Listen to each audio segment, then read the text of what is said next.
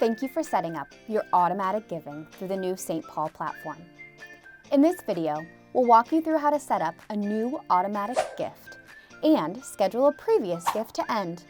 If you haven't downloaded the St. Paul app yet, open your phone camera and hover over the QR code. Click the link that appears on your screen and download the app now.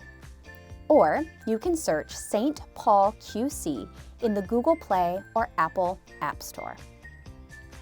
To manage your online giving or make changes to your account through your phone or tablet, open the St. Paul app. First, we'll set up your new automatic gift. Enter your gift details, including amount, frequency, and start date, then click the blue Next button. If you are setting up a new recurring gift for 2024, be sure to set the start date for after January 1st.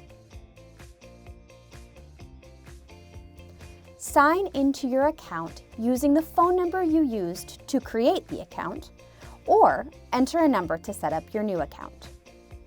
You will next be sent a 6-digit security code directly to your phone. Enter that code to complete the sign-in process.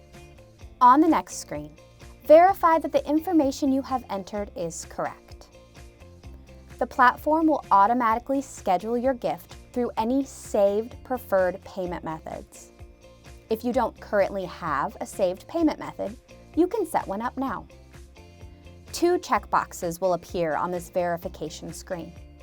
The first will schedule an annual gift reminder, which notifies you to review your gift each year. The second checkbox will add 2.2% to your transaction to help cover a portion of the transaction fees. These days, most organizations are charged a processing fee for accepting online payments, including credit cards and automatic bank transfers. If any of the information on this screen is not correct, click the pencil to change your gift details. If everything appears to be correct on your screen, click the checkbox to authorize St. Paul to schedule this gift, then click Schedule Recurring Gift, a blue button at the bottom of the screen.